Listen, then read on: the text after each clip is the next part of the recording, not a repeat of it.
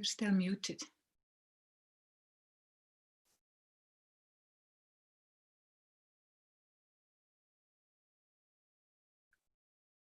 You're muted. Ah, hello. How are Hello, you, Jero. Simone? Hey, nice to see you, Jero. Nice to see you. Wow, I'm so delighted to have you here. Simone, how are you? I'm doing well. It's just really a pleasure to see you, to be here.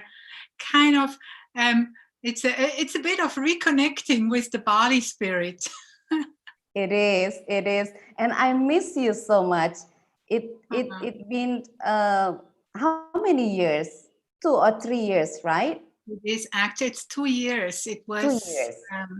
It was in May 2018, well, the Yeah. first time in 2017, and then I was back in 2018, and I haven't been back since then. I wasn't there last year. Ah, so you kind of miss your second home, Bali, right? It is. And you know, with the home, of course, there goes the people go along with the home. So I feel at home when I have the people around me. And it is just so lovely memories of Yes, our time together. Mm. indeed, indeed. I feel the same. I miss you so much. I feel so amazing to have you here with us. And this is a very special moment because we're going to share your journey on Invisi, on NARM, trauma healing, as well on diet meditation. Yes. So once again, thank you so much, Simone. And I would like to yeah, there's some question already from our viewers. Tapi teman-teman tunggu dulu ya, sabar pertanyaannya nanti kita akan satu persatu sampaikan kepada Simone. Ya, seperti yang saya sudah sampaikan bahwa Simone ini adalah trainer dari NVC, kemudian trainer dari Global Dyad Meditation, dan 6 trauma practitioner. Nanti kita akan ngobrol-ngobrol, sabar dulu, tapi silakan langsung pertanyaannya ditulis saja di kolom komentar. So, Simone, what is your latest activities? Would you share with us? I'd love to. You know, Yeah. I'm just coming off a call with my co-hosts Mm-hmm. from the Global Dyad meditation platform. We had a meeting this morning, which we have maybe every 4 or 5 months, and it was just happening this morning. And I'm still really filled with just joy of that community, and those people really dedicated, and they offer their free time because it's people can join for free. So Mm-hmm. it's all on a donation basis, and so it's really beautiful to have that sense of being together and contributing to the world in a way that serves us and also serves others. So that's just what I did.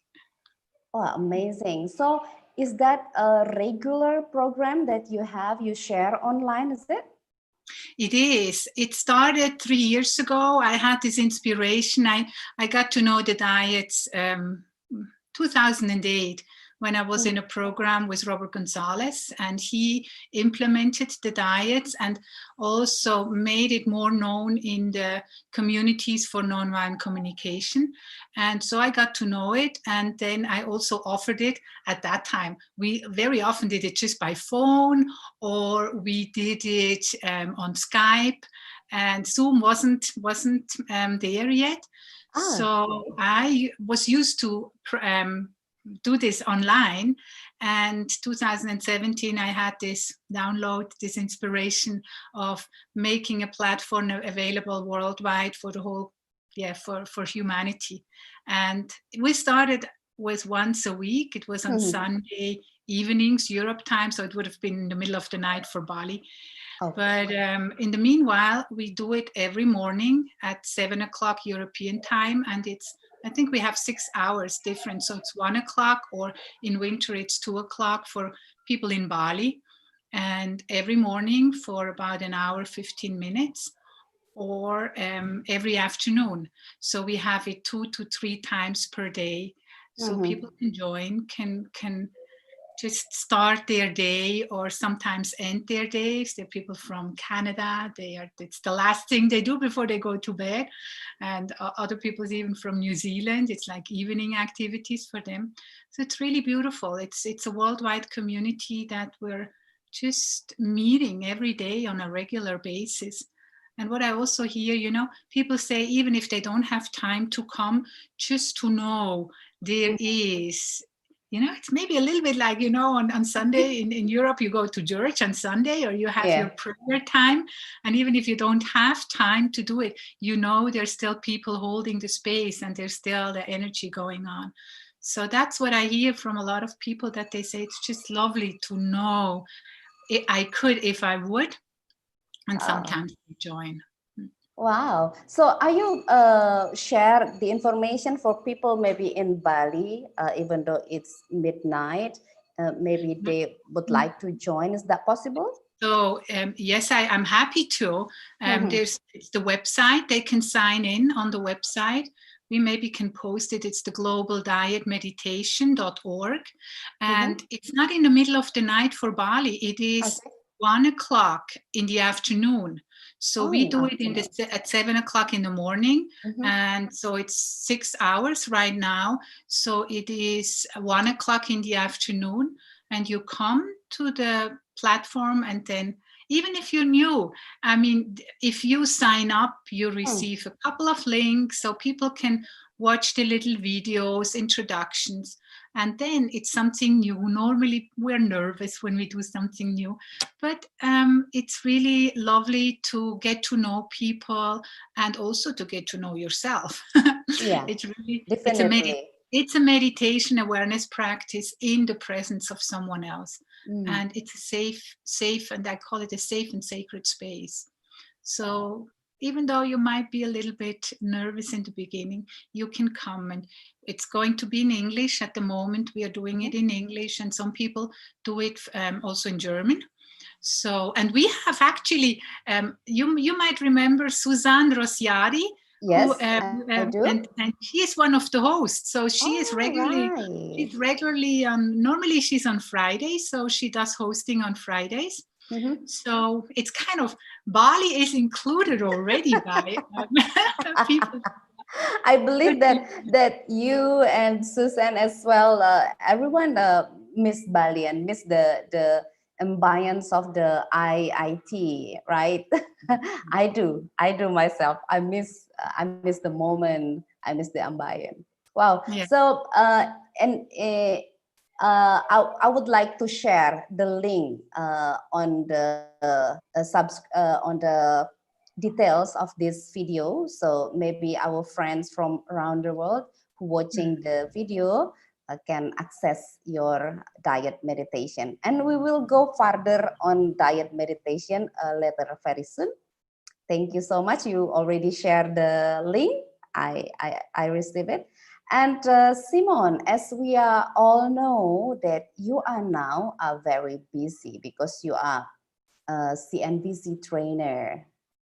As well, you are the Global Dyad meditation trainer, and you are non-trauma practitioner, and you are an author of some books as well. Yeah. And how did you start this amazing journey, become a trainer of some of very beautiful knowledge and wisdom? Would you like to share with us? I'd love to. As most people have this experience probably in their life, it's not something we're looking for, but it's finding us. So the same was for me. I have a background in law. So I studied the law, and then I was working with taxes and stuff like this. So I always call it it's my former life, or let's say it's one of my former lives. I have a sense that I have lived so many lives in this lifetime already. And in 2004, I just came back from Germany, and I was looking for what's next? And by inspiration, I was led to a training in mediation. So I thought, well, maybe that's a good combination between law and listening to people. And there, the lady who offered the training, she gave me the book of Marshall Rosenberg. And I started to read, and I immediately knew, wow, that's something I really want to do, because I had 20 years already of meditation practice. So I could immediately sense that this is not just about communicating, but this has a spiritual background. So I was really intrigued and absolutely happy that I could just focus my whole energy on becoming a trainer. At that time, it was still possible. I was a trainer within 1 year. That's not possible. 1 year. So I was you just already done the meditation before, right? I did a lot of, and maybe that's one of the reasons, because, you know, having started then the journey with nonviolent communication, after a couple of years, I noticed there was still something missing. Then I got to know Robert Gonzalez, and he added more the energetic way of how to implement and work with needs. And so with my background, it was like I was a sponge. I could just everything. I could everything like was integrated immediately. And then I learned the Dyads from Robert. And after a couple of years, I realized what I learned in nonviolent communication, and basically it's seen as a communication model, but I think it's much more closer what Kit Miller said. She is the CEO of the Gandhi Institute, and she was learning also NVC. So she said it's actually an awareness practice that is masquerading itself as a communication process. So NVC for me is in one way a spiritual path, because it is all about becoming aware, and it's not about putting blame or judgments out there, but bringing all that back and become aware. That's what I'm doing. And it's not about the world out there, it's it's about the world in here. So it's much more about becoming aware of my patterns and how even my survival structures. So after a while of doing or practicing and living NVC or compassionate communication, I realized there are layers I'm not able to access with my NVC practice. And these are the layers that go much deeper, that go to my biography as a child, my experiences. And it's touching into what we call life experience, painful life experiences or trauma. And I realized that we all carry trauma just by living on this planet in this time. Oops. In this time, it's it can be a traumatic experience. And when we actually have problems with communicating, it's always linked back to unresolved life story, painful story. And so that was the reason. It's also especially because my own experience, I was in a relationship at that time that was really painful for me. And somehow I didn't have access to all my NVC knowledge. So I knew I had to do some more work. Or just to have a closer look on what's underneath. Why is it so difficult in certain situations to really approach all my knowledge? And it was kind of gone. So I started with the NARM. It's a neuroaffective relational model by Dr. Lawrence Heller. And it's on developmental trauma. There's a difference between shock trauma, like something happens and your system is kind of still frozen, and what we are experiencing as children over a long period of time. And then we start to believe who we are. We have these belief systems. We're still frozen some way in our body. So it needs a different approach. And the reason why I chose NARM was because it's also needs related. That's what I really enjoyed. And what I also really enjoyed is the approach that the life force inside of us, or I call it the divine in us, it's always there. And sometimes you can see these little flowers going through concrete. It's so strong that even though we have really painful experiences, that life force is always there, that carries us in our life. And it's part of our spiritual journey. So I found this combination beautiful. So to really connect the nonviolent communication with that concept of needs and coming back to my feelings and knowing they're connected, and then also go deeper with the trauma work and also combine it with the Dyads. So that inquiry and going inside and being in a space and healing, because for me the Dyads are much more than just another meditation practice. But maybe we can talk about this a little bit later. Wow, so those three are really connected, like you mentioned, right? As based Absolutely. on the needs, and it is really based on our inner world, not to put everything to the outside anymore, as we are all mostly doing at this period of time, especially No, because that's how we learned. That's how how we we learn, grew up. how we That's how we taught, learned. right? Yeah, that's how we learned. That's kind of, and for me, I always connect this, the word responsibility. I'm responsible for what I'm talking, what I'm saying. I'm responsible for but it's the way how I respond and not how I react. Yeah. So responding and taking responsibility actually is an act of empowerment. I take back, if I make you responsible for how I feel, how I am, then I'm actually giving away my power. And depending on how you behave and how you do, I feel happy or I feel sad. And this is said so easily, I know, and I'm really know from my own experience how often I'm the blaming one. I want things to be different, but being aware, and that's why it's an awareness practice, being aware. But by this, I'm giving away my power. And when I take back my power, I also go into responsibility. And that's why the whole thing, my whole journey guided me into what I call now spiritual NVC. So I have the basis of NVC, but it's much deeper. One of the first steps in NVC is observation. And a lot of people quote Krishnamurti about this. Observation is the highest form of human intelligence.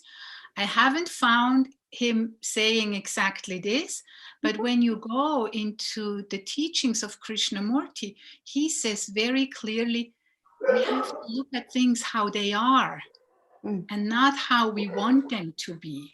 And that's coming back, actually every spiritual teacher says, look at things how they are, then you're in the present moment. And even looking at myself how I am, not how I want me to be, is a form of self-acceptance. That doesn't mean I can change from that perspective, but it means that I, at the beginning, just look at me how things are and how I am. And this is, we're pondering just on this in the Dyads right now. Every time when I hear the question, it's this joy. There is a moment of joy when I'm able to just look at me how I am. It's the joy, actually, the joy I have when I look at something beautiful. Something happens inside of me. And even as I say this, because I know I'm talking somehow about it, but I'm also talking from it. It almost brings tears to my eyes because I look at myself in the beauty and the light I am. And there's nothing that needs to be changed. And that's just the beginning part. And that's just so calming. It's moving. I'm really deeply connecting to who I am inside of me. So that's when I come from that, then I see what observation really means. It's like, look at things how they really are and not how I want them to be, kind of already fixing, changing. And Krishnamurti says, when we're able to do this, it's actually really what happens, what I just explained. There is love emerging inside of me. If I look at things how they are, there is no fear. Because when I have fear, I'm always thinking on into the future. If I have pain, I'm always thinking about the past. So when I'm in that present moment, that's when I'm really deeply connecting, and that's when I'm observing.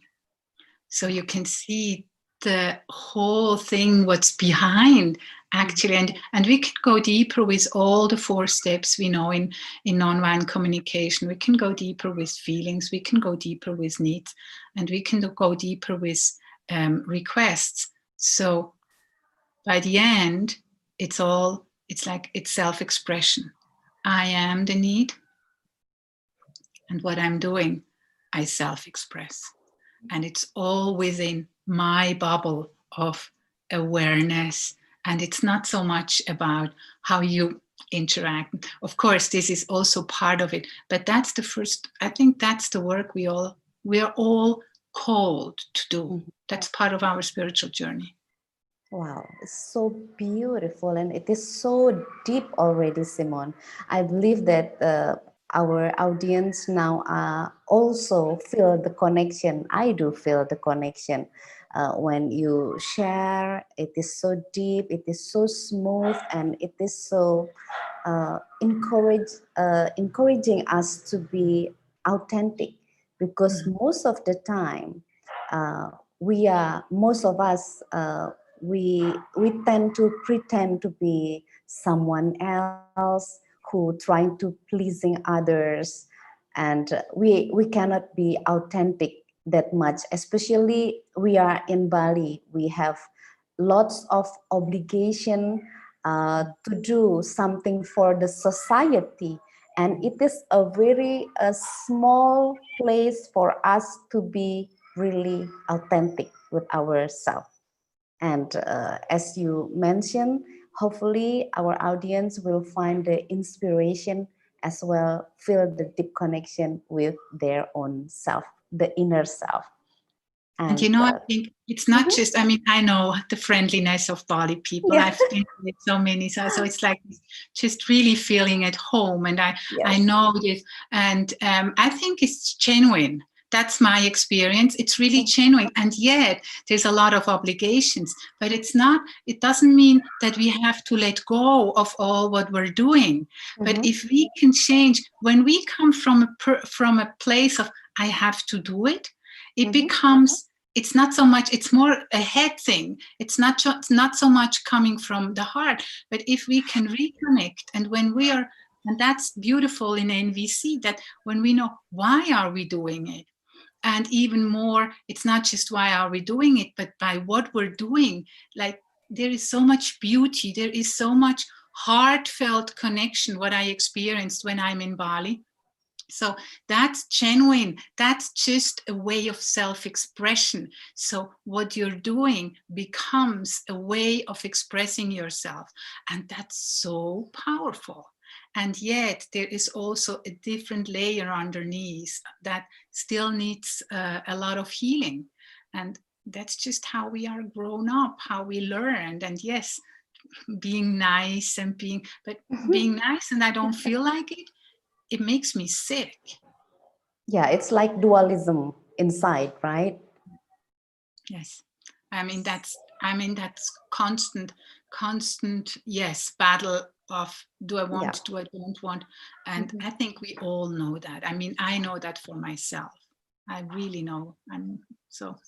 Wow, so interesting, Simone. And if you can say, what is the differences, as you mentioned, those three knowledge and wisdom that you have learned, and you become the trainer of it, the practitioner of it, and you already applied it to yourself, and it works. And as well, you already help many peoples by giving them the training on this. If you can mention what are the differences, if there are any differences between those I'd rather three. like to come from the point, where are the commonalities, and then I can point out a little bit. So as I said, for me, the nonviolent communication is, yes, it is presented as a communication model, so we can learn its skills, we can learn, and already with that, we can really change our conversations, our internal conversations, and also external conversations. But what I mentioned before, for me, it is much more an awareness practice with some skills that help me to put more awareness on that. And the NARM is more that healing of biography, and of course we can also use NVC for that. But in my understanding, the NARM has even a deeper approach to really going deep and being aware of identifications, and then also what we kind of also experience in nonviolent communication, but it's much more, it's that stocked energy in our nervous system, so that energy can be released. And the way of the questions, the way of how I guide and coach someone through an experience like that is a bit different than what I would do with nonviolent communication. And it's definitely different. I'm always in a compassionate and empathic way working with a client. But what I found that sometimes when we're what we're familiar in NVC, being empathic or having an empathic, we're asking for needs and feelings. What I learned, and it was a huge aha moment, that sometimes people with trauma, when I go too quickly and ask them, well, are you feeling or are you needing? And I point that out, that this by itself can be too quick. And I want to be and it can be actually like, and sometimes you might have learned that you're so excited about having learned NVC, and then you go, well, do you have a sense of freedom, or do you need something like being heard and being and if we have people who are more introverts and who carry trauma, it's almost it's a tick too quick, and even I would say too quick. So instead of what I learned with NVC, helping people, because normally they are not connected with the needs behind, so I name it for them, that this can be too quick for someone who is in a state of frozenness and trauma.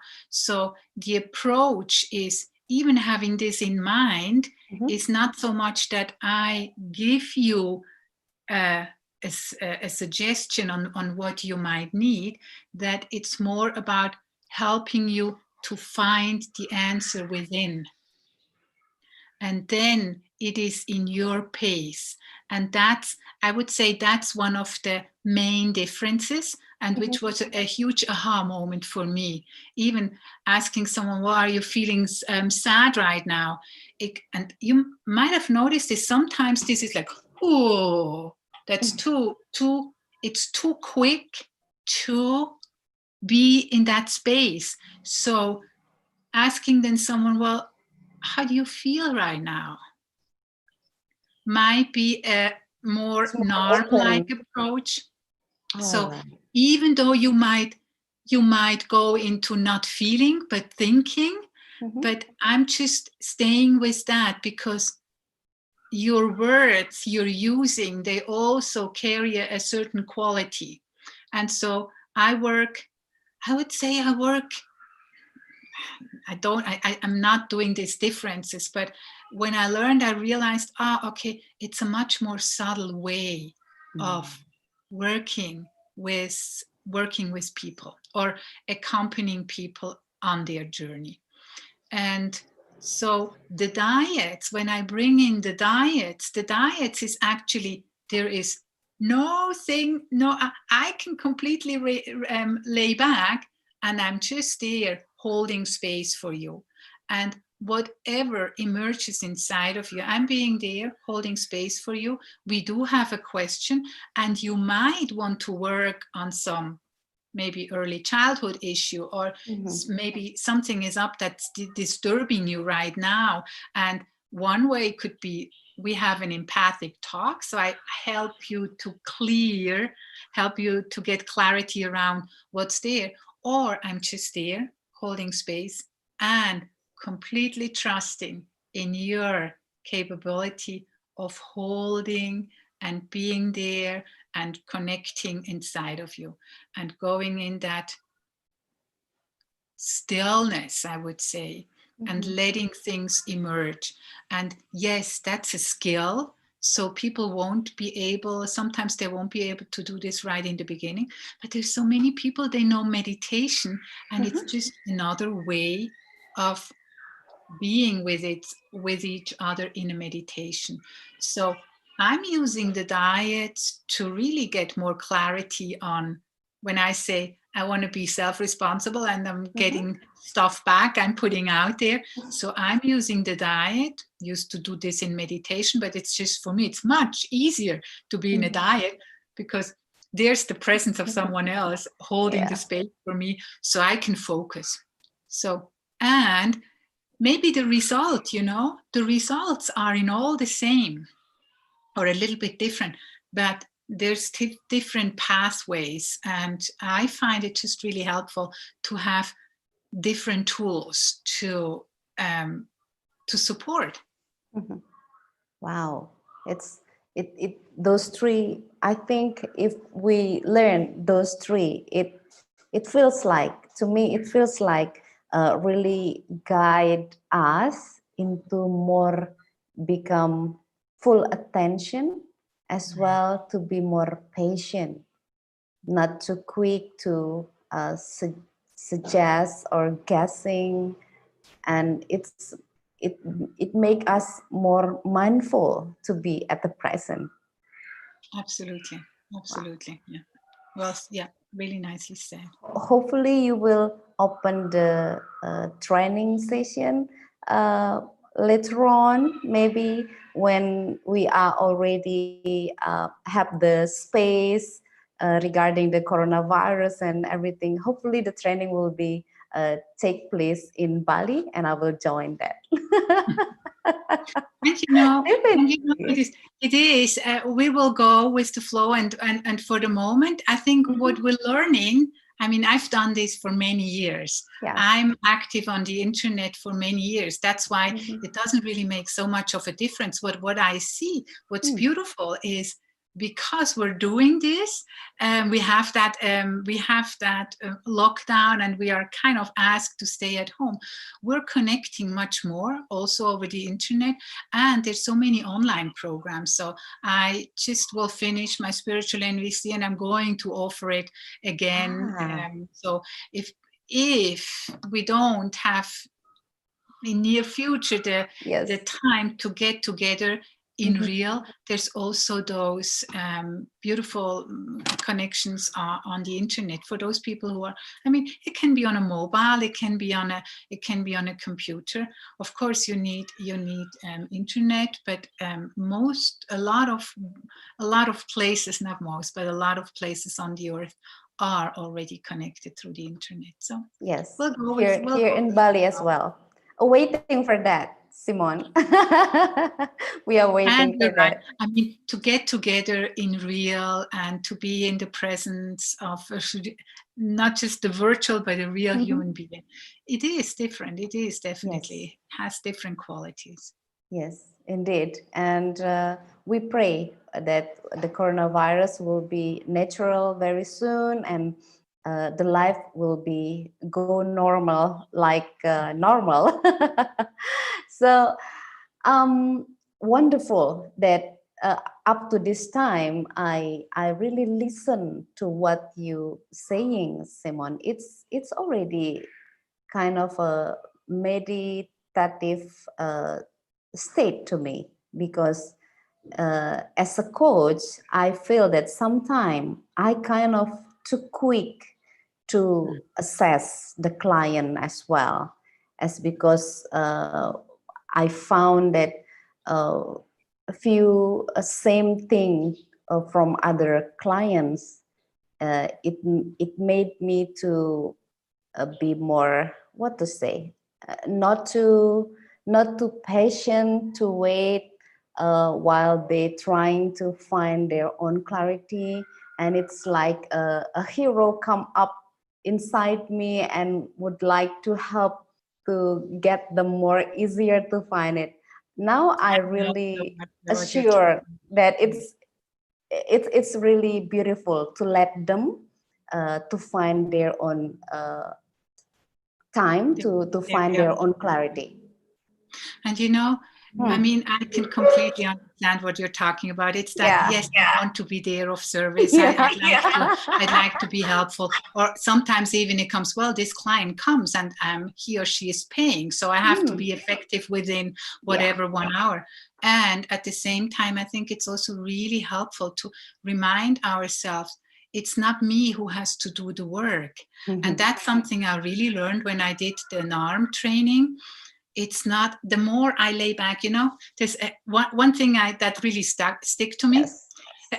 Lawrence Heller, who I learned from, he says, when the therapist does more work than the client, something is wrong. I agree with that. I completely see that. So it's kind of, I'm working and I'm working and I'm working.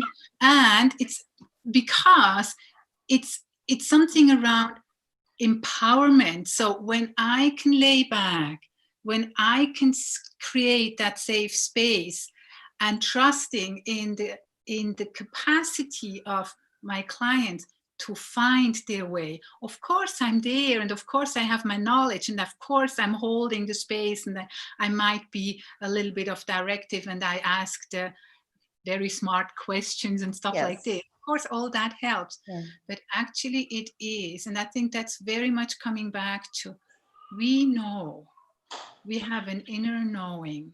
If there is the space, that this inner knowing has space to unfold and emerge. And that's in the end what really helps us to if we want change, or if something, I don't even want to say if we want change, if life itself wants to be expressed in a different way, that's when it happens, and not when I push you there. Of course it can also happen, but you know, the story with the butterfly, if I start to help the butterfly open up, it's going to be going to be there. It's not going to be able to. So it needs that inner fire that then can, and me as a therapist, I'm there to support you in that. So it's a good reminder. If I work but more than the client, something is wrong. I really like that.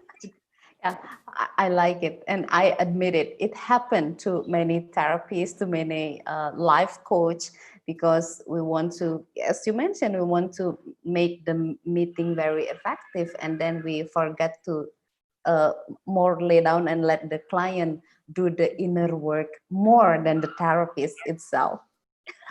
Wow, teman-teman life coach atau teman-teman mentor yang saat ini menonton, baik sekali kita mendapatkan sebuah reminder lagi dan lagi, karena walaupun kita seorang praktisi, kadang ketika kita melihat klien dari perspektif keilmuan yang lain, ada sesuatu yang baru tentu yang kita temukan. Untuk itu, teman-teman yang menonton saat ini, mungkin Anda seorang coach, mentor, atau seorang dosen, seorang pendidik, pengajar, jadi boleh bertanya. Karena kita akan ngobrol mendalam dengan Simone tentang berbagai komunikasi mendalam antara mungkin antara murid dengan pengajarnya, dosen dengan mahasiswanya, atau antara klien dengan coach atau terapisnya. Ya, silakan pertanyaannya di kolom komentar.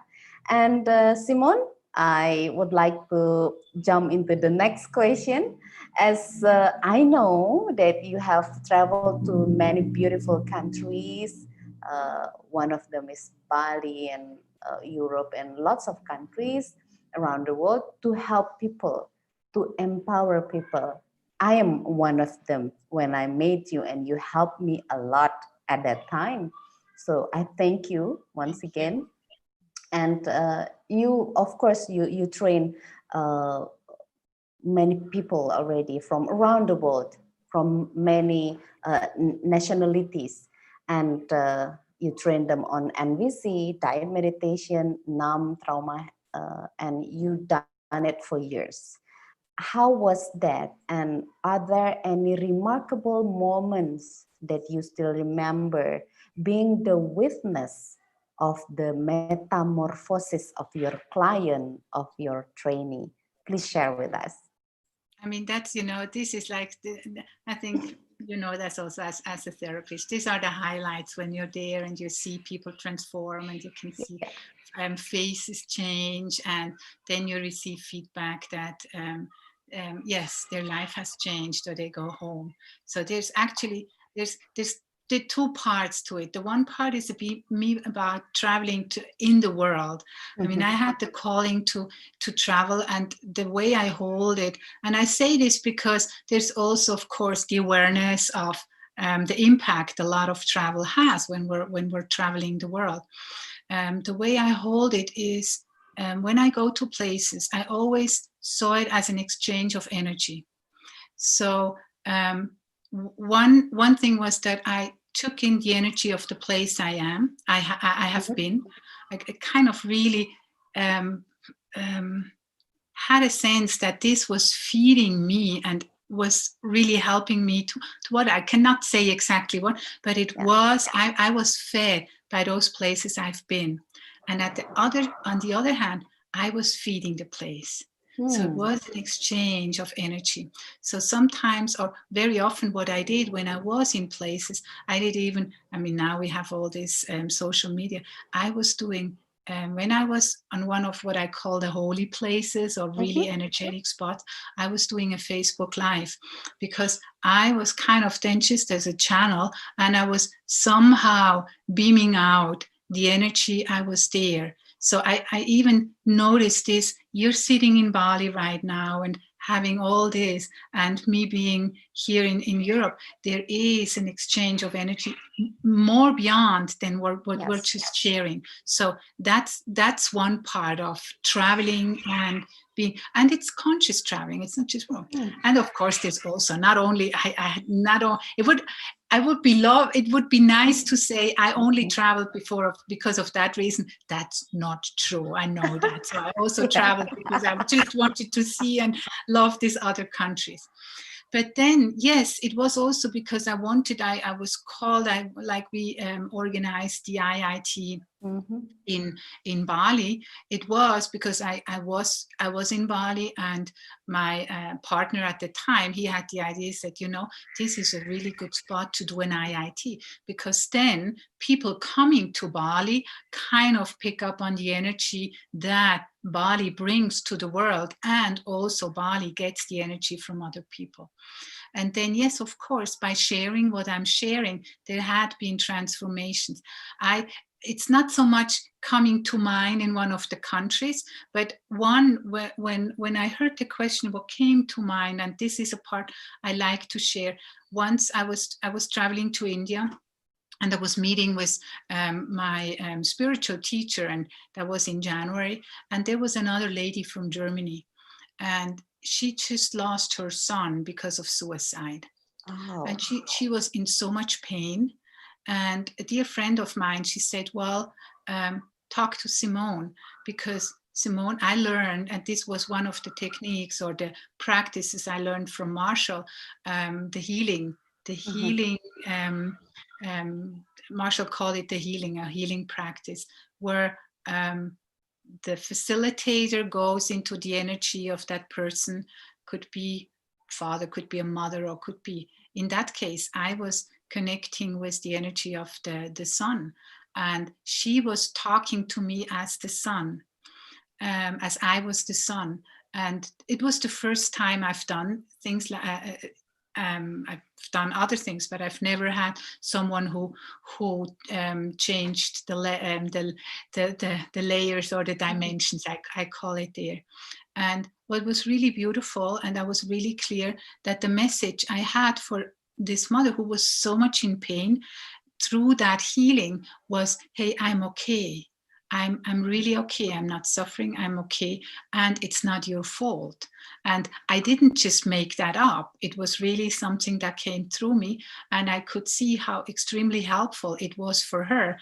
And this was in 2012, I think. So 6 or 7 years later, last year, I was in Mount Shasta in California, and we had another gathering with my spiritual community. And she saw me. We haven't seen each other for maybe 6 or 7 years. The first thing, she just ran towards me and she hugged me, and she had tears in her eyes, and she said, you know, I so many times were thinking of you, and I'm still so deeply grateful, because it was so helpful that I kind of could just let go or connect with my son, who then decided to take his life at the time.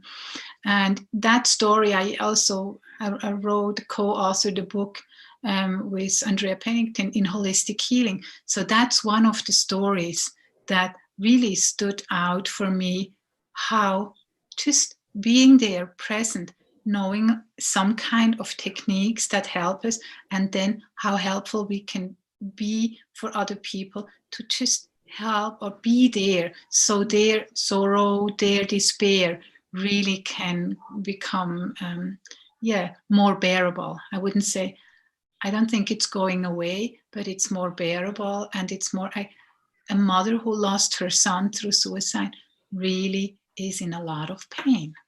So that's one of the things. And it happened. Yeah. We both are from Europe. Mm-hmm. I'm from Switzerland, she's from Germany.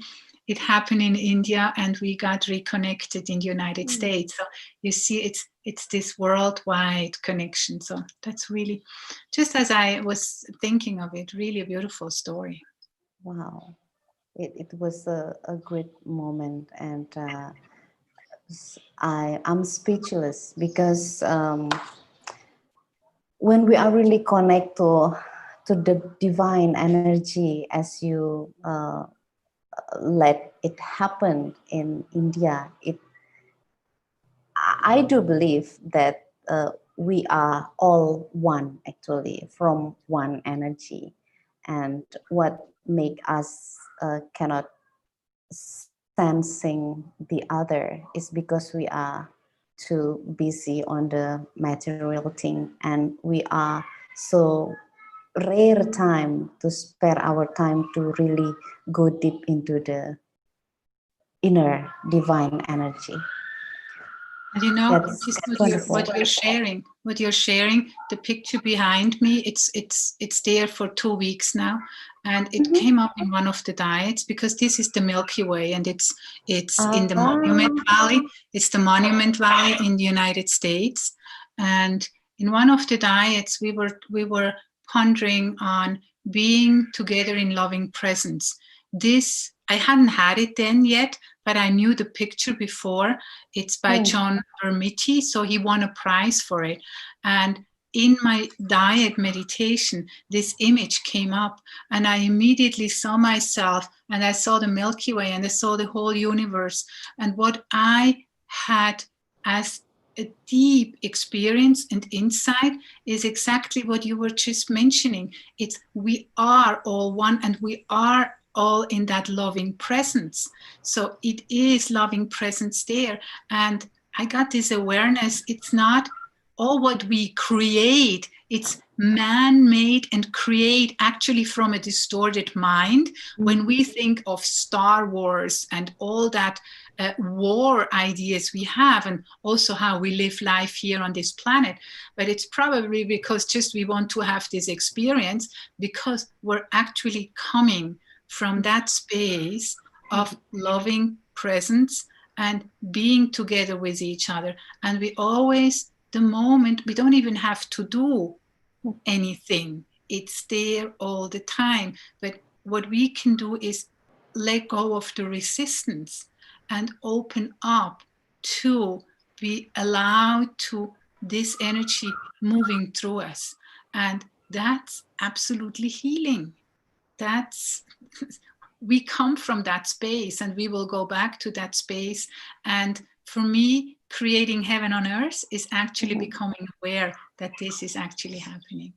Wow, That's beautiful. That's real.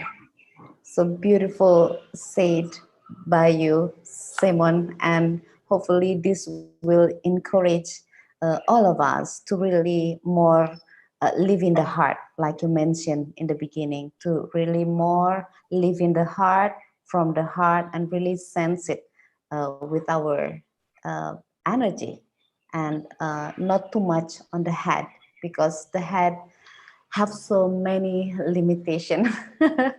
Absolutely. And be kind to oneself if I'm Yes. not able to live in the heart. That's part of the game too.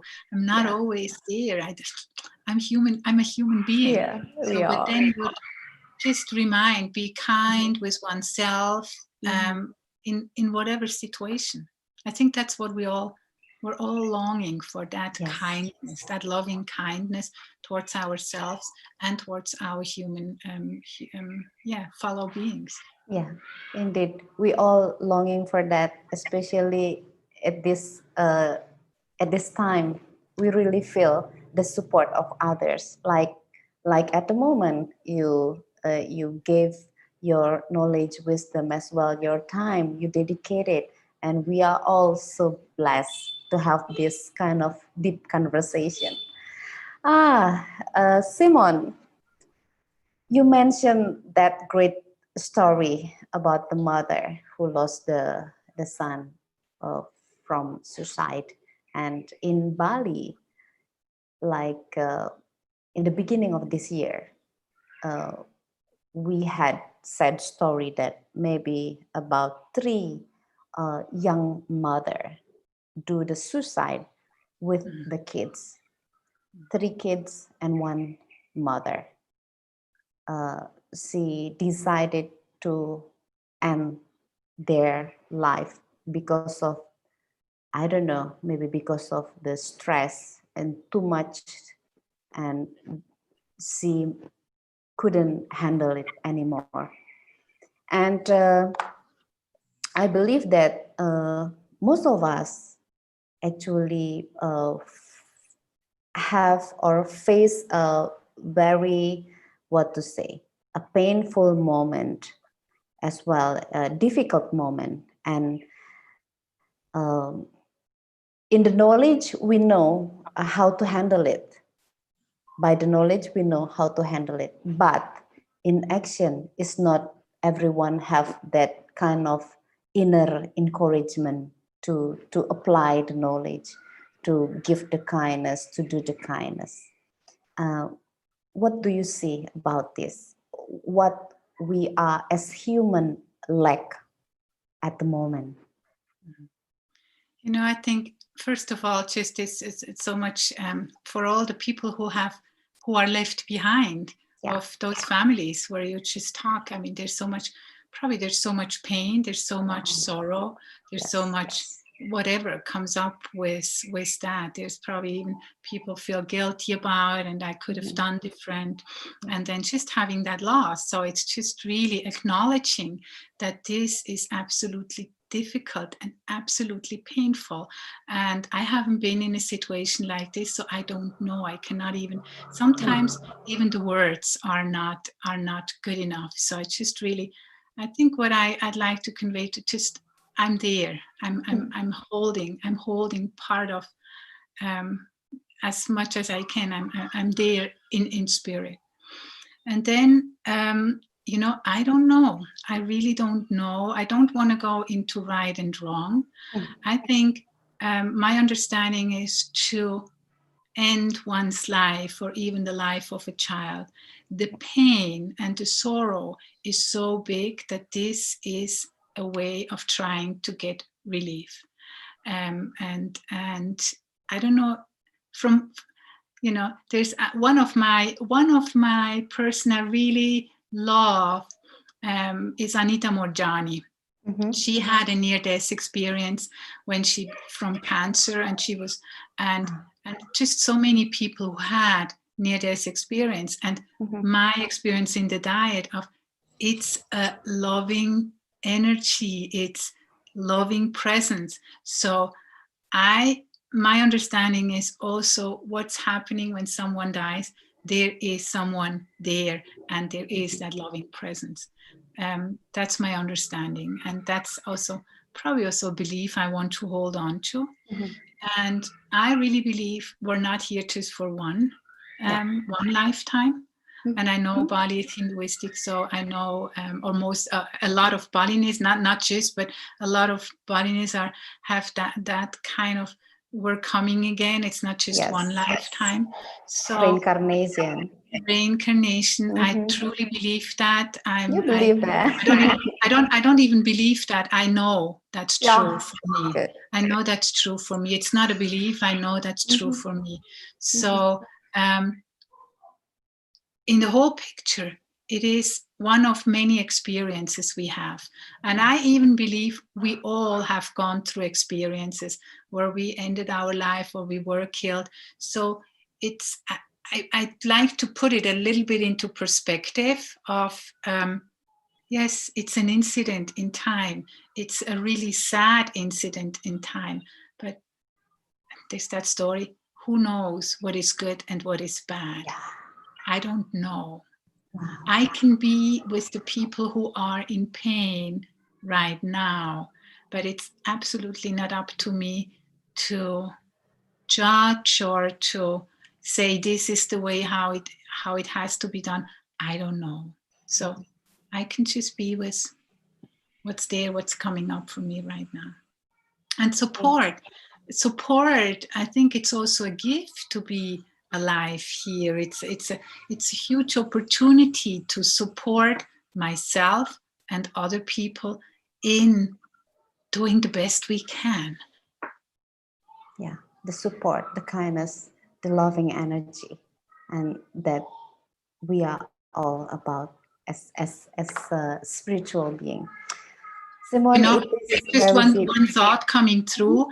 I think it's also very helpful from what I'm hearing, those people who have connection with people, from what I'm hearing, there's always the message, don't feel sad about me having gone, and don't feel guilty about me having chosen the way, because so many people who are left behind feel guilty about it. So still, normally I'm in a safe and I'm in a good place. Don't feel guilty. And I know we're eternal beings. So even thinking of people, they're somehow, very often they're still around in a different way. But don't blame yourself. Don't put, it's painful. Yes. It's mourn the loss. It's part of a healing process. Deeply mourn the loss, but don't put guilt on yourself.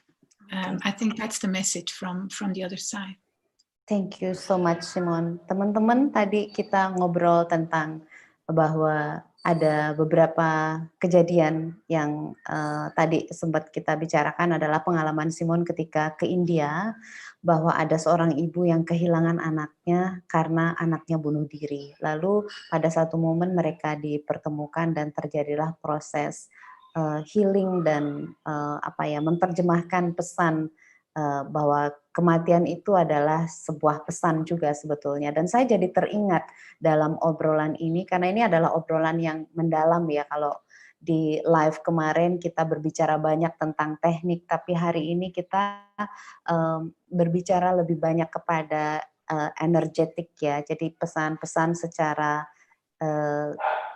sadar, sebetulnya kita tahu pesan-pesan apa yang sedang berlangsung dalam kehidupan. Dan tadi ketika Simone bercerita begitu, saya jadi teringat dengan seorang ibu yang memilih untuk mengakhiri hidupnya bersama 3 orang putra dan putrinya, jika teman-teman masih ingat kejadian itu. Kemudian ada seorang dokter muda yang memilih mengakhiri hidupnya di sebuah hotel. Itu adalah berita yang kita dengarkan, kalau tidak salah di akhir tahun atau di awal tahun 2020. Semoga pesan-pesan seperti ini tidak hanya berlalu begitu saja, karena ini bisa terjadi kepada siapa saja, bahkan kepada orang yang terdekat dalam hidup kita yang tidak pernah kita perkirakan bahwa dia memiliki beban yang sedemikian besar yang tidak diceritakan karena ada banyak faktor untuk tidak menceritakannya. Dan inilah tujuan dari Self-Love Bali, untuk memberikan satu kesadaran bagi kita semua, bagi saya, bagi teman-teman, bagi keluarga kita, bagi orang-orang yang kita sayang, bahwa support yang bisa kita berikan untuk orang-orang di sekitar kita itu sangat penting. Dan tadi Simone juga mengatakan bagi keluarga yang ditinggalkan diikhlaskan dengan cara tidak perlu merasa bersalah, karena segala sesuatu itu memang terjadi sesuai dengan apa yang sepatutnya. Tetapi catatannya adalah selalu ada pesan penting di balik itu. Well, Simone, I just share what we had on our deep conversation, because I believe that this video will be watched by lots of people. Hopefully, this video, from what you share about your experience as well, become the witness of your client and trainee. It will open up the awareness about the life itself, because the life is not only about material thing, but it is about our soul, it is about energy, it is about our one source. So it is to embrace more love to every home, to everyone around the world. Mm-hmm. So Simone, and we talk so deep, and what do you feel about what you are doing now? It is part of your life calling. It is because I feel that you really love doing it. That you have your, your drive from inside. Is it your life calling? I think I do. Yes, it is. I mean, I was thinking of when I was a little girl. Yes. I used to. We had huge windows, and we had a balcony, and so I was outside at the balcony, and then I watched myself in the window, and I was teaching. I was teaching to people. So I was explaining them, and I was teaching. So I would say yes. Part of my life coming is I'm a teacher. I like to share. I have one of my qualities that I can pick up different things quite quickly and then combine it and do something and explain it and make it accessible, make it easier for people to understand. That I love to do that. It's something that really brings joy to me. So yes, I'm a teacher. I would say also I'm a healer, helping. But in that sense, I also say I'm a healer only when I see myself as part of a bigger thing. It's not me, Simone, doing this. I think that becomes personal. But when I allow to have the healing energy flow through me and really listen, and that's part of listening to my own intuition and trusting. I think that's the part. That's what I like to convey to people and support them. trust your intuition, trust your inner guidance. It's not, yes, we learn, but it's trusting your own inner guidance and trusting the life force that comes through you, trusting the loving presence that's there and moves through you, and being in that flow. That's if that's reawakened, or yes, if that's reawakened in people, they find their own way. So I love doing this. I'm not always in that good space, but I also have my up and downs. But then having a community or having people around you who you can attend to, that's really beautiful. So yeah. Wow, wonderful. And it is also an encouragement again to people outside there who already feel the energy, who already kind of know the life calling, but still have what to say, a hesitation, a doubt to the self that they can do it their own way.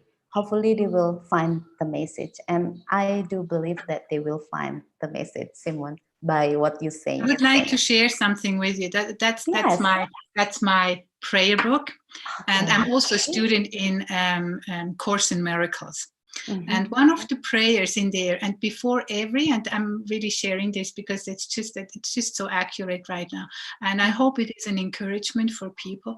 So before any interview I have, or even class I have, I do this prayer, and the prayer goes, I'm here to be truly helpful. I'm here to present the divine who sent me. I don't have to worry about what to say or what to do, because the one who sent me will direct me.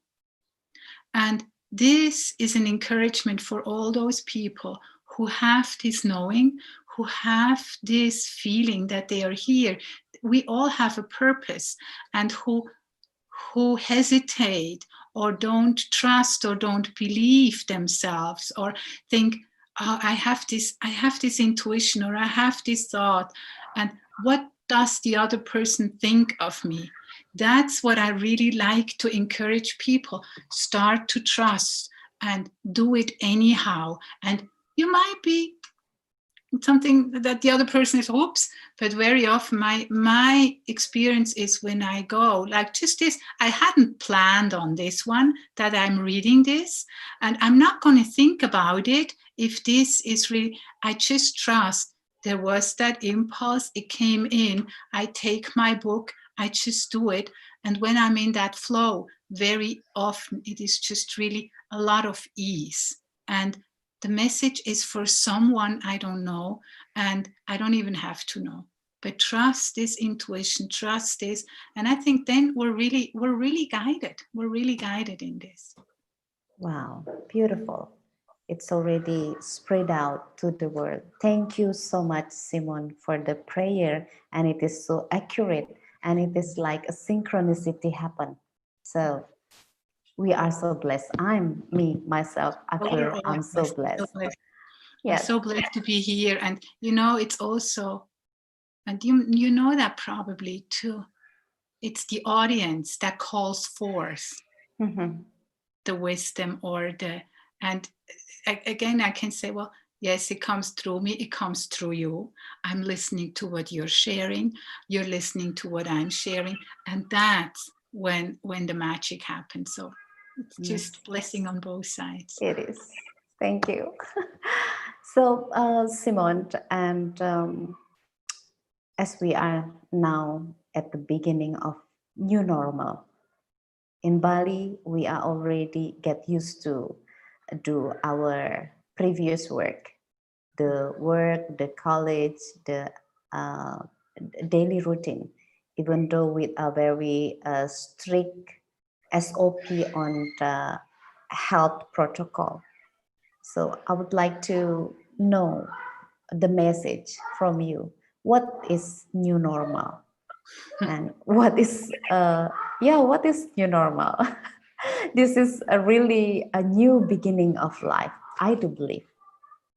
You know why I'm Yes. laughing? Because I was thinking of what's coming, what will be there when I hear the question. Yes. And what just came in as the new normal. I was reminded when we started, like in March, when we had the lockdown. Mm-hmm.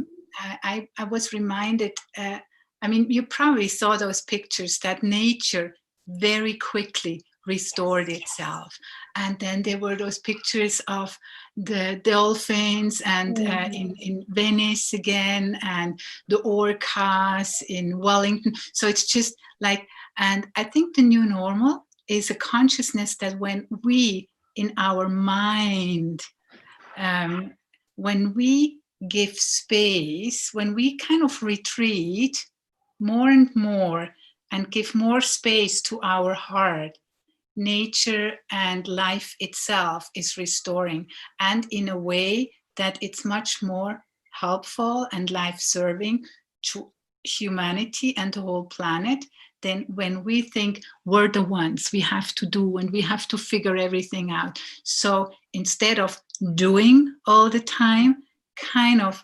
retreating. And I mean, it happens to the whole world. We were all forced to retreat, and maybe we have another way of having to retreat. So I think the new normal is retreating much more and giving the heart much more space. And that's what I'm seeing. And in the meanwhile, till we're really there, there's a lot of stuff that can come up. And we know that from our work.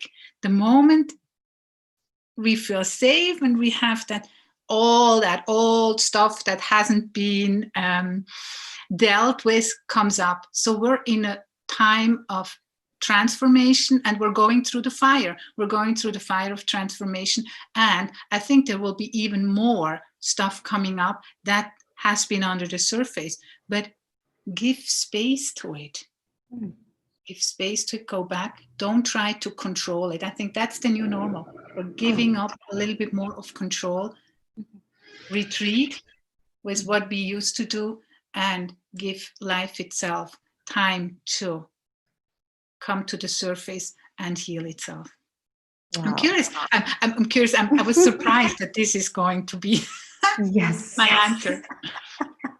But I like it. Yes, I do like it. And it's like a global retreat for everyone, because we were too much on the head. We were too much on the target, on the goal, and we forget about the life itself inside. And in Bali, we have a word for this. As we are now at on the Self-Love Bali YouTube channel, and the self-love, if I translate it into a very ancestor world, Balinese ancestor word, it means mulat sarira. Mulat sarira is like spinning into the spinning in the circle into the inner self. It's just like an inner journey. It's like a deep inner journey. This what we are all doing at the moment by the new normal.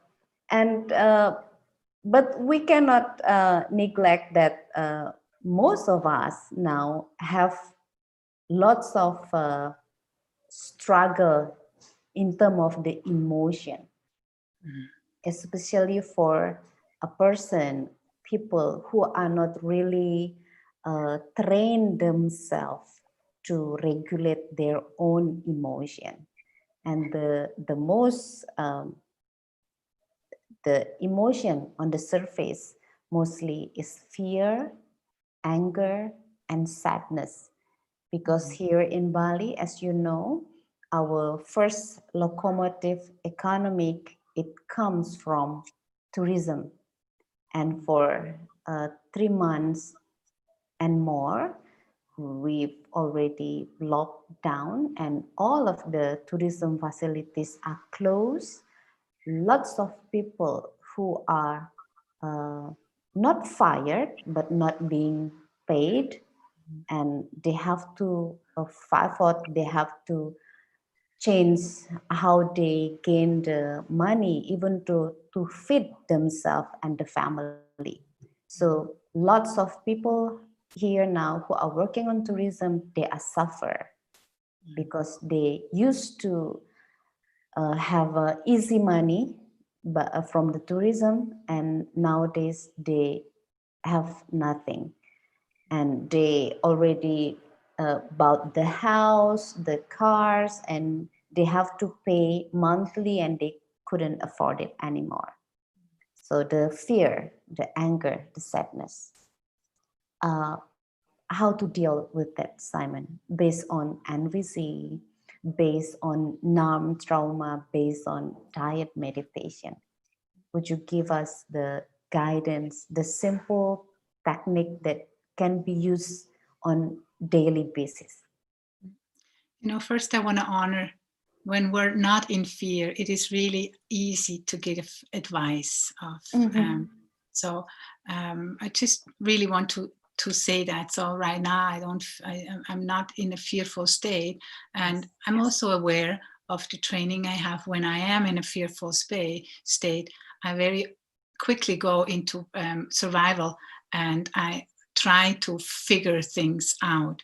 So learning to, one thing is that this is happening, and again, just observe that this is happening. That's how I do.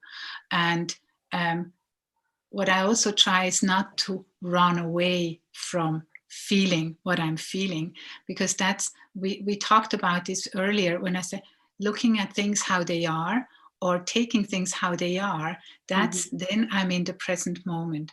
And when I start to become present in the moment, then normally it's somehow of the magic, it disappears.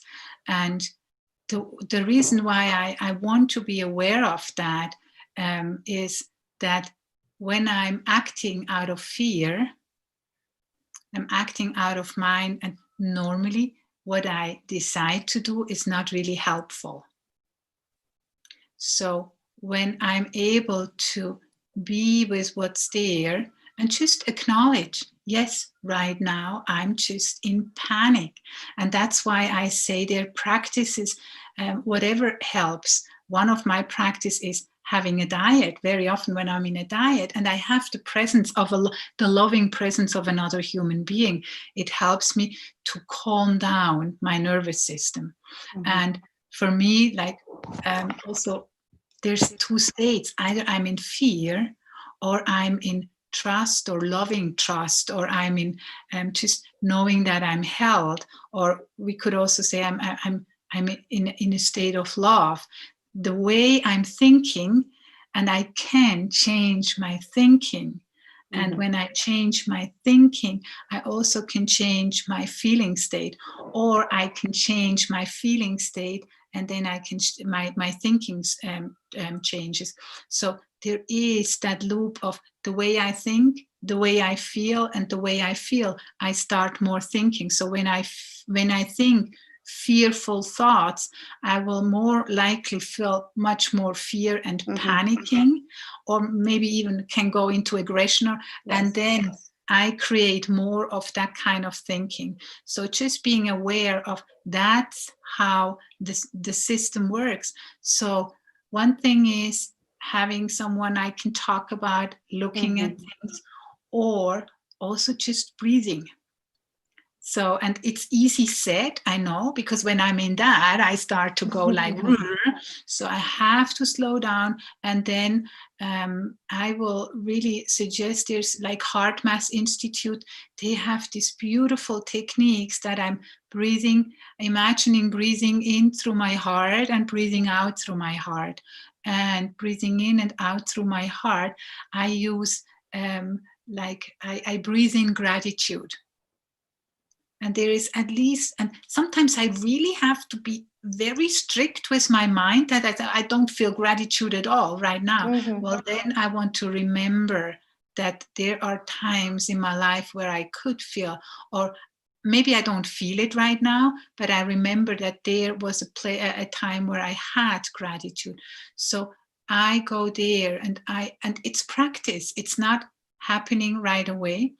Or another thing is I have meditation. I have guided meditation with brainwave music that supports me. And then I take my time. I might be in panic, and there are times when I also feel panicking. And then I take my time. I lay down. I plug in and then I'll do the meditation. So it's something I have to do to get out of it.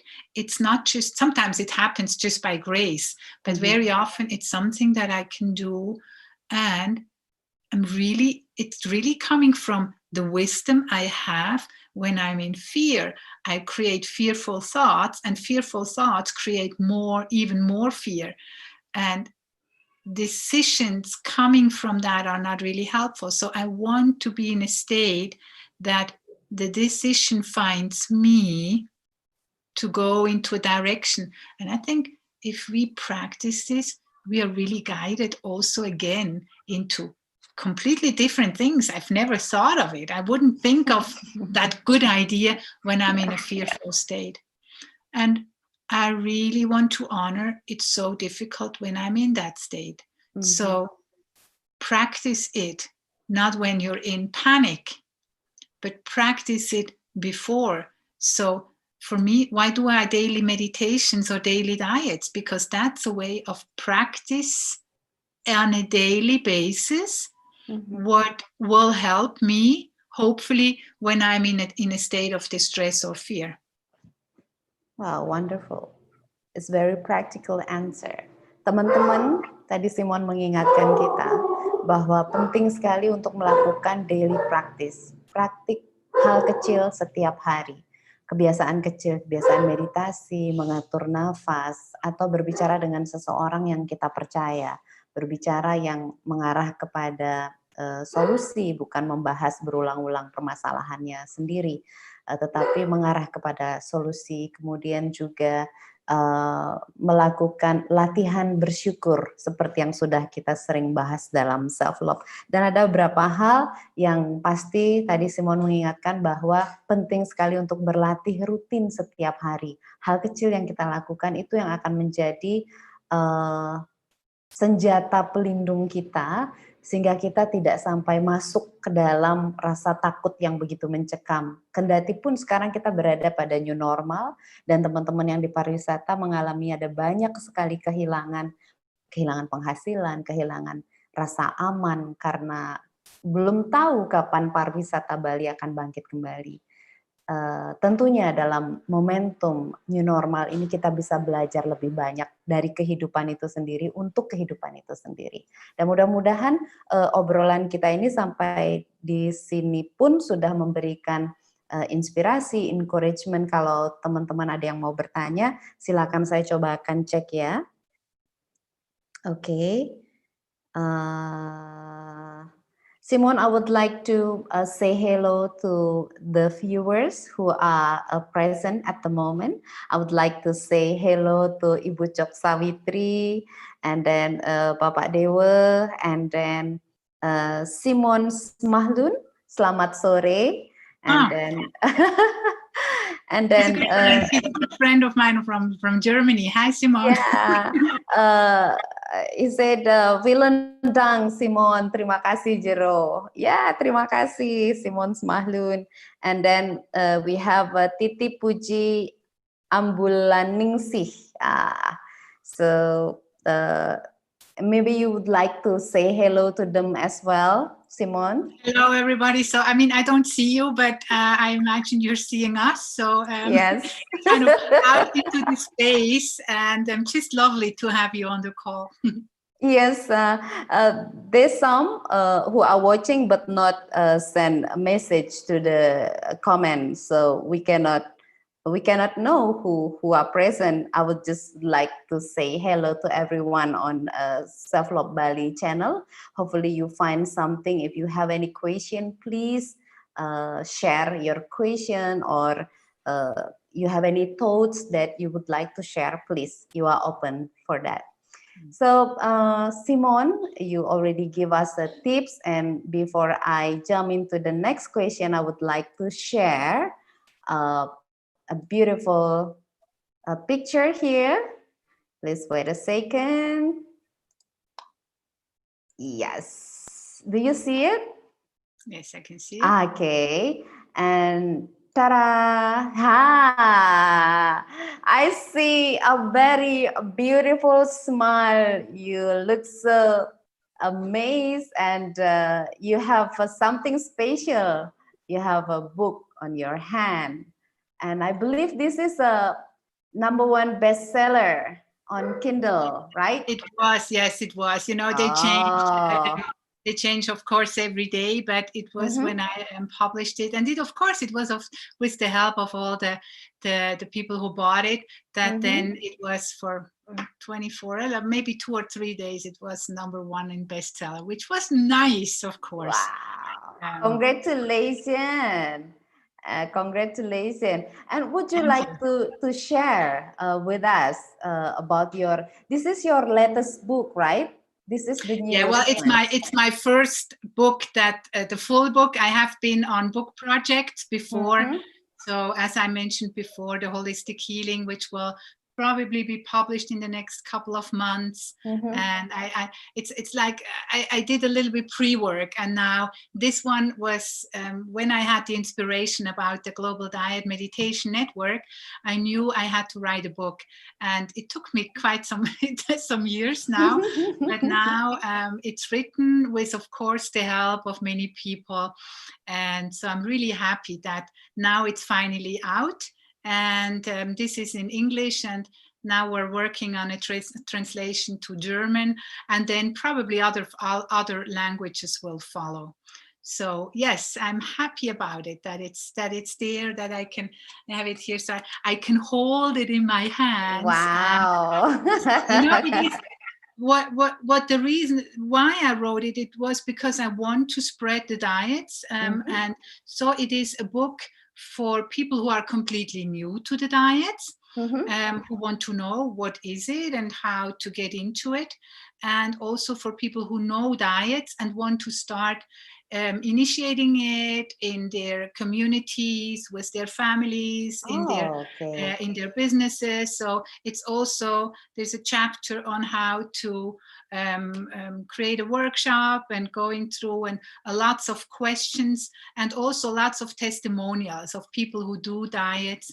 And what I'm really happy is also that Robert Gonzalez, who I learned it from, he wrote the foreword.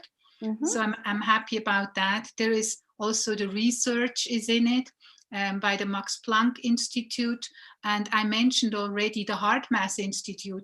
So the former CEO, Bruce Crayer, who is still connected with the Heart Mass Institute, I could interview him. And so kind of what I write about the Heart Mass is also, and I shared a little bit about their understanding and their research. So it's in the book too, and I will have by August 27, we will have a Heart Mass Global Dyad meditation workshop online, just to see how these two can combine with each other.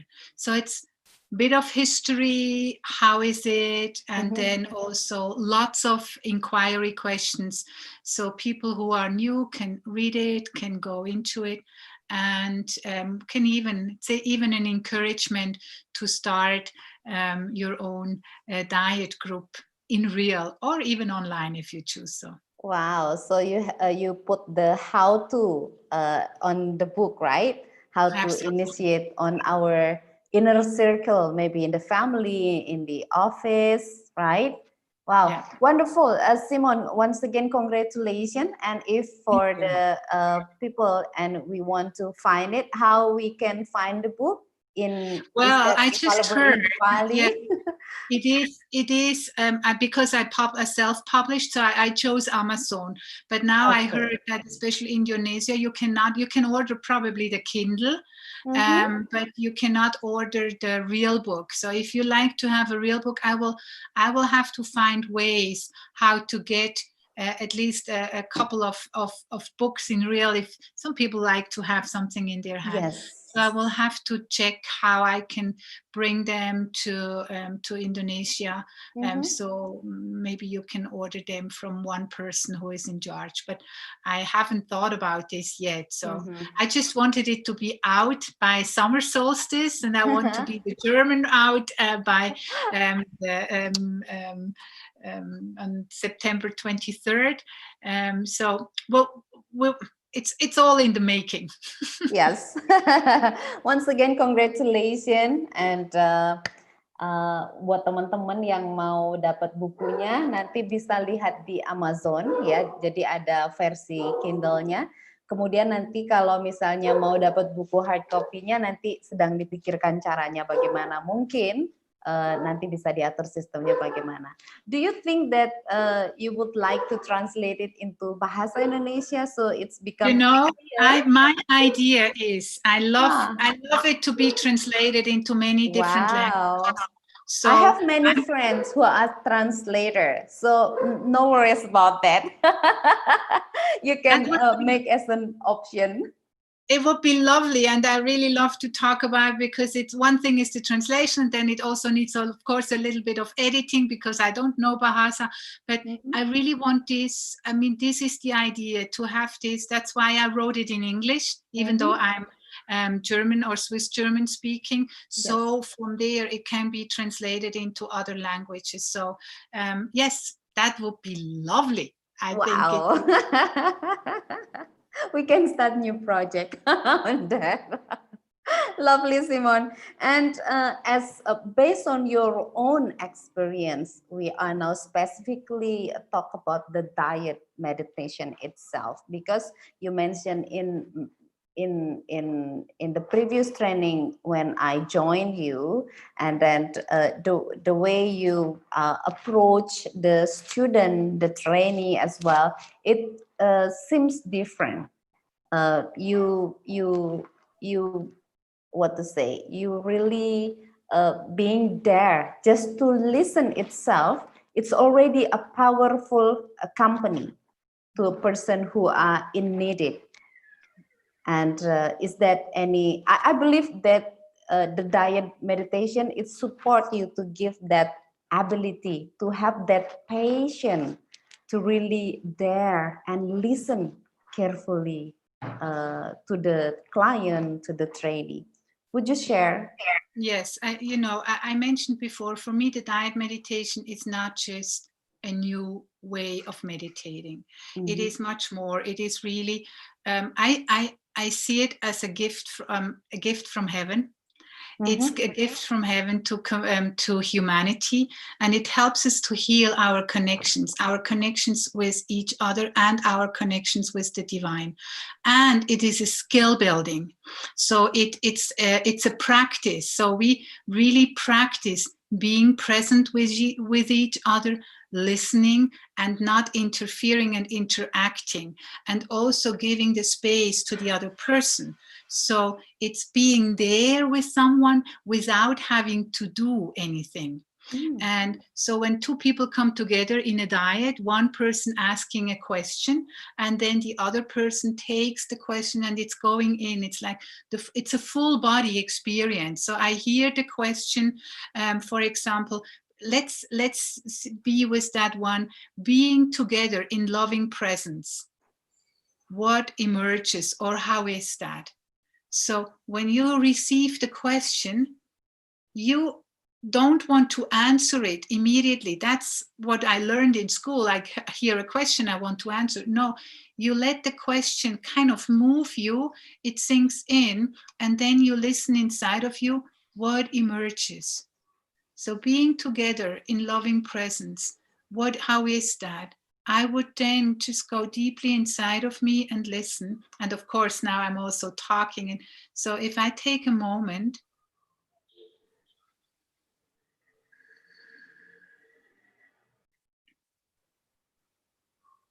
I can pretty quickly, I can feel that there is deep gratitude coming up.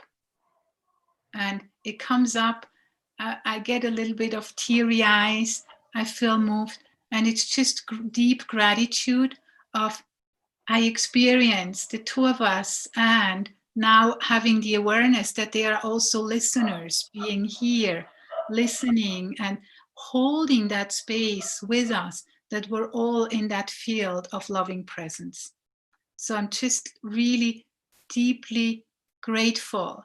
And the gratitude goes even beyond being grateful to us and the listeners and the ones in the replay. It's like it's a gratitude to the divine presence that holds us, that, and now I'm getting really teary, that allows us, by taking the time, really experience the beauty in being together in loving presence. So this I would do for 5 minutes, and you're being there, just listening, receiving what I say. And after 5 minutes, there is a gong. We say thank you. And then I would ask you the same question. And the whole process goes 40 minutes. So 5 minutes each. So like 8 changes. And by the end, we come together. We can do this on Zoom. We can do this in real life. Normally, when we're doing it on Zoom, by the end, there is a host bringing us into this breakout session. So we're just the two of us, like right now. And then we come together again, and then we'll send out the essence of our dyad energy into the world who needs it. It can be the essence of love. It can be the essence of gratitude. It can be the essence of loving kindness. Just really also being aware of sending out, emanating the energy out into the world, feeding the field we're all in with loving kindness or whatever we are sending out there. And then we have some time to share if people choose so, and some people choose to leave. So that's basically the whole magic, the whole process. And doing this on a regular basis really helps to go deep. We stay with normally I have 4 questions, so we stay with that questions and go deep every day. And if people have only time for once a week, that's wonderful. So they just join once a week. So that's basically the process. I'm giving a little bit more information on how it all came and how it was adapted, and lots of personal experiences from people who are in the Dyads. Oh, so beautiful. And I can sense it, the connection, the inner connection happen within you. And as well, it's like a mirror to me. It's like a reminder to me. It's like guide me more into the calmness, the stillness, the mindfulness. And I believe this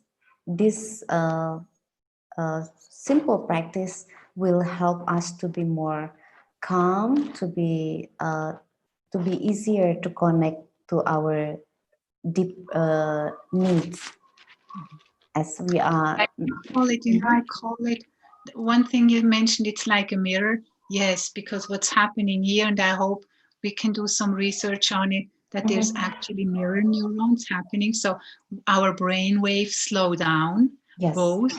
So even you might come and be really agitated, and going together in that space, and I'm connecting inside of me, something happens in your system while I calm down, and something happens in my system when you calm down. Just as you're really agitated, something happens in your system, and I can feel that too. So it's really that coming down and calming into that presence with each other. So yeah. So if you can recommend to whom this Dyad meditation will really help in with age, which age, is there any restriction in terms of age? I haven't done, I think there are some people who have done it with children, and yes. probably we couldn't do it like 40 minutes, so it has to be a little bit adapted. So I want to ask also Suzanne if she has tried it out in her school. Yeah. So let's see about. I don't know about that. I think she did, but then I mean, whoever feels called or feels intrigued by what I was sharing or what they was experiencing while I did go a little bit, whoever felt called can go, can just try it out. And it's a bit scary in the beginning because you kind of don't know what's happening and you don't know people. Then, you know, the subtitle of the book, the subtitle of the book is The New Way of Meditating in Times of Loneliness. Yes. So it's very accurate. So a lot of people feel lonely, and even feeling lonely when I'm amongst a lot of other people. That's a way of loneliness a lot of people feel, because we're not really sharing from the heart. We're more pretending, or we're having our masks or whatever. But deep inside, we feel lonely. So if you're one of those people, that's a beautiful way to go into connection with other people, and you don't have to interact. It's just the other person being present, and you can connect with inside of you. And then it's also another subtitle of the book is not only in times of loneliness, but in times of social stress. And social stress is the other way that, especially people in the West, I don't know so much, but that's what they said, that we are so afraid what other people think of us. It's happening in the east as well. Here in Bali, it's happened. So then we start to behave differently, because we're so afraid of, when I dare to show up as who I am with all. I mean, one thing is to show up with all my qualities, but also another thing is to show up as the divine being I am. For me, I find that quite challenging, because that's where I feel that there was painful experiences around when I was a child, to really show up as the divine being I am. And we all are. And then put that into the space, that sacred space, and trusting more and more. That's how I believe that's how we're meant to be, to claim those gifts and sharing those gifts. And then, of course, when I train and when I practice this, it's a skill building. So the more I mean, 20 years ago, I would say, or 10 years ago, where I haven't ever known anything about the Dyads or so, I probably wouldn't be able to be on a Zoom call knowing it's broadcasted out into the world. I don't have any control about it, and go into a process where I completely connect inside of me and speak out. So that's practice. Okay. That's a skill. I practice, so I'm more and more easy with doing it with anyone. So I think that's beautiful, because that's who I am. Beautiful. It's a way of self-expression. So I love it. Yes, it is beautiful, and you already demonstrated less than 2 minutes, and it's already, we can sense it, we can feel it, we can feel the connection, the mirroring in terms of energetic as well. And Simone, here nowadays there are couples who are in a marriage, who are in relationship. They really want to talk heart to heart, but once they try to start to talk, they are not talking, not do the conversation, but they are fighting. But they are try to to lead others to be on their own way, or to be on their own perception. So I think this diet meditation is really recommended to those couples to do. Absolutely. Yeah. Absolutely. That's what I'm hearing from couples who do this on a regular basis. It's like we're not used to express what's really inside of us. Yes. So we're talking about it, but we're not really. So I mean, great if you have NVC practice and if you know how to address your feeling and needs, that's beautiful. But what happens in a diet when you have to stick to the format. The format gives you that, creates that safe space. So you're not talking to you're not relating to each other directly. So that's why I also wrote the book, because I want this to be really clear what is needed to create that safe space. You're not referring to each other. I mean, you could if you decide to do this, but there's a clear way of doing it that creates the safe space. And then in the presence of your partner, you can go inside and talk about things that are inside of you, that are disturbing you, or even lots of joy and lots of love. You can kind of, whatever comes up, and it's creating really an intimate, but I would say an intimate, but not, and I want to say this, not a sexual intimacy. It's more a spiritual intimacy that is being created here of two souls. So when I say we're soul companions in this, and doing this in a committed relationship, it's a beautiful way to really go deep.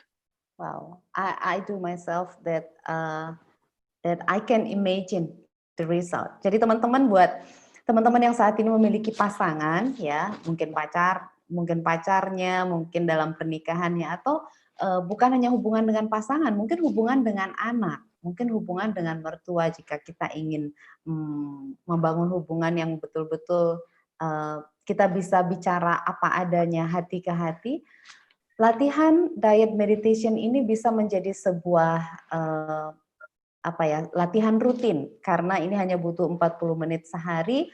Nanti tekniknya mudah-mudahan akan dibagi lebih detail lagi oleh Simone. Nanti saya akan berikan di details dari video ini. Dan mudah-mudahan dengan begitu komunikasi hati ke hati itu bisa menjadi komunikasi yang lebih murni lagi. Sehingga tidak ada satu orang mendominasi yang satunya atau sebaliknya, ya. Nantikan, tapi kita sudah akan tiba di sesi akhir. Jadi teman-teman, kalau tidak ada yang bertanya, saya akan lanjutkan dengan pertanyaan berikut ini. And Simone, I would like to share another photo, if you don't mind. I'm curious what you chose. Okay, is it? Wait a second.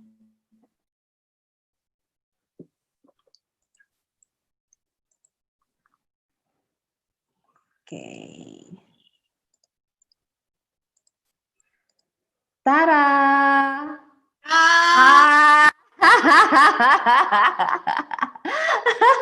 I still remember that moment, yeah. Thank you for the picture. Thank you for your support. I personally would like to thank you once again. You gave me such a huge support just by listening to something that I even cannot say it at that moment. If you still remember. I do remember. It was right after the IIT had finished, and people were and we were there, and they said, let's have a photo, and it was just really a really lovely moment. So yes, and we both seemed quite happy. Yeah, we both. Thank you so much once again, Simone. You helped me. It was so deep. Yeah, what you did It was so deep. Teman-teman, ini menjadi sebuah bagian perjalanan saya sebetulnya dengan Simone. Simone ini banyak membantu saya dalam hal technical bahwa setiap orang itu memiliki fase ups and down dan selalu ada orang yang biasanya dikirimkan oleh kehidupan, oleh semesta sebagai sebagai mercusuar, sebagai cahaya untuk kita bisa melihat jalan kita lagi ya. Ada banyak tantangan dalam kehidupan, tapi teman-teman yang saat ini mengalami apapun tantangannya itu, bisa tentang ekonomi, bisa tentang relationship, bisa tentang hal-hal spiritual, bisa tentang struggle secara emosi, bisa tentang hubungan, apapun itu, percayalah bahwa selalu ada bantuan. Kita hanya perlu membuka diri, membuka hati, bantuan itu akan memunculkan dirinya sendiri. And that's what happened to me when I really open myself to really present myself as I am. I can join the IIT, and then I met you, I met the other coaches, the other trainer, and it brought me a lot of joy, as well wisdom, as well knowledge, as well deep connection. That's why we are now able to share here with the people. I think wasn't your self-love program kind of a part of coming out of all the experiences you had at the MIT? It's beautiful, really beautiful. Indeed. As at that time, I was really assured that I have the inner knowing, the inner guidance from the divine within me, who said that we cannot sense others' love, others' compassion, until we are really give that compassion to ourselves. And we even cannot share our compassion, our deep love, until we really accept ourselves. So the self-love, the self-acceptance is actually what this is all about. Beautiful. Thank you so much, Simone. And I will share this picture as well. You do still remember this? Oh, yes. That was the NVC session. Jadi teman-teman kalau yang penasaran NVC itu seperti apa sih trainingnya, ini saya pilihkan beberapa fotonya ya. Jadi kita melakukan koneksi yang sangat dalam satu dengan lainnya. Jadi kita membangun sebuah keluarga baru. We are in building not only the community but the one big family as the NVC family. And yes, and we had a lot of fun. Yes, we dance, we sing together. Yeah, we do some practices that are so amazing. So thank you so much, Simone. And what is your next program, Simone? Well, the next program is actually very close up. I had the inspiration about 2 weeks ago to do a global online diet intensive. People can stay at home, but we'll meet for 2.5 days. So this will be 31st of July till the 2nd of August. And so people can sign up for that. And those who can join and pay a little bit, that's wonderful. And it's also for people who cannot. So it is for free. And you can join as often as you want. So this is the next. This I can send you the link if you want to send that out. Or people find it actually on the website. On this website, they can go to the store and then they can find it there. So that's the one thing. Then the next thing, as I said, the book will be in German and maybe some other languages. And then there will another Bahasa one. Indonesia as well, hopefully. Yeah, well, hopefully, yes. So let's see how that would be lovely. It would be so lovely. And then I mean, there's a lot of online trainings coming up again.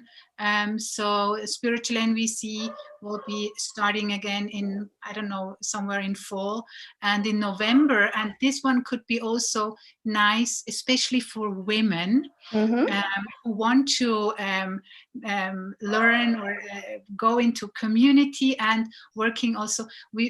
I had the inspiration in one of the Dyads to do triads, like we're three women, and we call it Women Coming Together. Okay. And it's 3 times 3 days, 3 times 3 hours, every second night. And if people from Indonesia would like to join, they can call, they can contact me, and we can find also a price for them that this works. It's the second time, it's all in English, and it's only for women, and it's beautiful. It's the power of 3. Coming together, the power of 3, and it's also, you can also find it on the website. So there's lots of things. I mean, that's one of the nice things. There's so many online stuff people can join. And, so I love to see some of the listeners and the ones who are here in real online face. So this is kind of just on unfolding the next projects that are okay. Congratulations on that, and I'm waiting for the links. I will share it here on the details of the video as well to our social media, because this Zoom also supported by Bali Coaching Institute and with the team, so they will help, as we are now have around about 9,000 alumni and from different scale of ages. They were junior high school, senior high school, up to the adults. So we will share that. Hopefully we can meet regularly, Simon. And do you have any special notes or hopes or anything you would like to say to the audience, to the listeners, to the viewers, and to everyone here as a closing statement? Because me, I feel that we had so deep conversation in terms of energy, and we do share the beautiful energy. I feel your beautiful energy as well. And please say something as your closing statement to the audience.